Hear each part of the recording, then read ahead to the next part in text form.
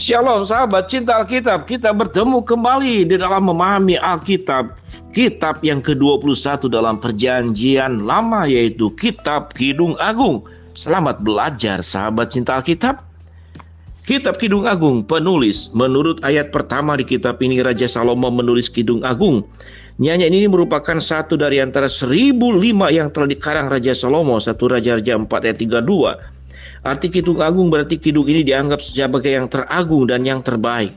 Tanggal penulisan, Raja Salomo kemungkinan besar mengarang lagu ini di awal kekuasaannya sebagai raja. Estimasi kami sekitar 965 sebelum Masehi. Tujuan penulisan, Kidung Agung merupakan syair yang ditulis untuk mengungkapkan kedalaman cinta suami istri. Sajak ini juga menggambarkan pernikahan sebagai rancangan Allah.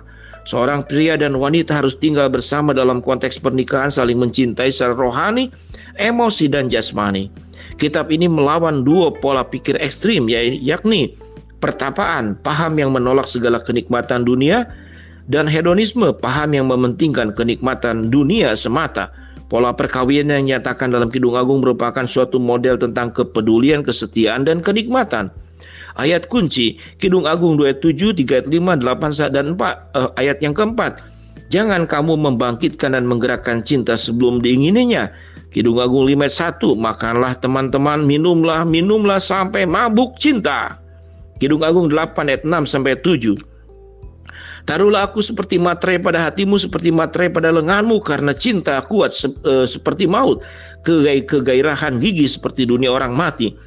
Nyalanya adalah nyala api seperti nyala api Tuhan, air yang banyak tak dapat memadamkan cinta, sungai-sungai tak dapat menghanyutkannya.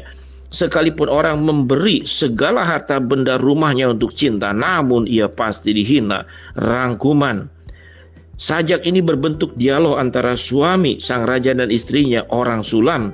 Kita dapat membagi kitab ini menjadi 3 bagian: pacaran atau hal meminang, pasal 1, kemudian pernikahan pasal 3-5, dan perkawinan pasal 5-8. Lagu ini dimulai sebelum pernikahan, saat calon mempelai perempuan merasa rindu untuk bersama-sama dengan tunangannya. Ia berharap akan sentuhan intimnya, akan tetapi ia juga berharap cinta itu tumbuh secara alami.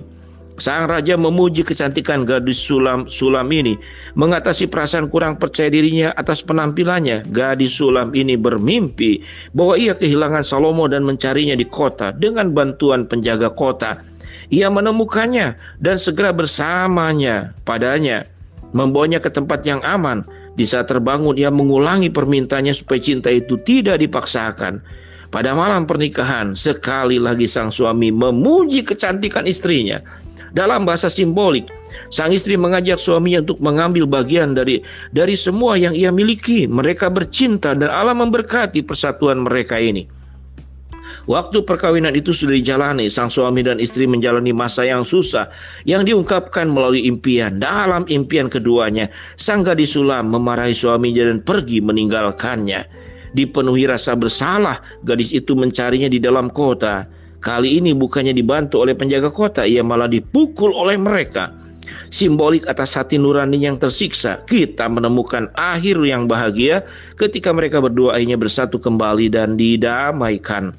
Pada akhir lagu ini, baik suami maupun istri bangga dan tentram dalam hubungan cinta mereka. Mereka bernyanyi tentang kodrat cinta sejati, di mana mereka rindu untuk selalu berada di dalam hadirat pasangannya. Bayangan. Beberapa penterjemah Alkitab menganggap Kidung Agung merupakan sebuah perwakilan simbolik akan Kristus dan gerejanya. Kristus dianggap diwakili oleh raja dan gereja diwakili gadis sulam. Walaupun kita percaya bahwa kitab ini harus dipahami secara harafiah tentang perkawinan, ada beberapa bagian yang sepertinya merujuk kepada gereja dan hubungannya dengan rajanya, yaitu Tuhan Yesus.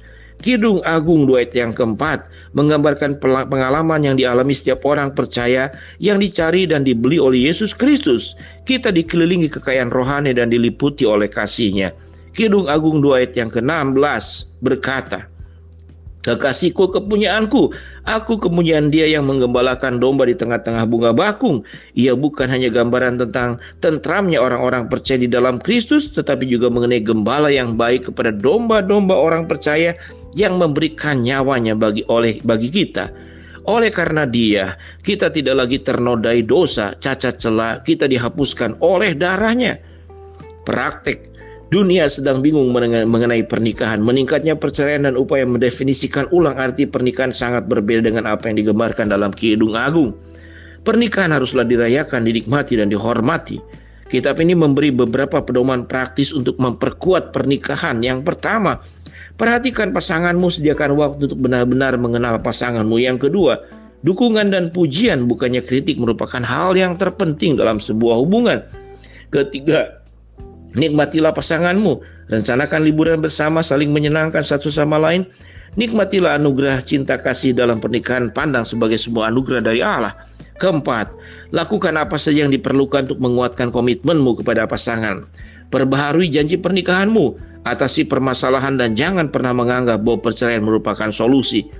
Allah menghendaki supaya kalian berdua hidup dalam hubungan cinta yang penuh damai dan harmonis.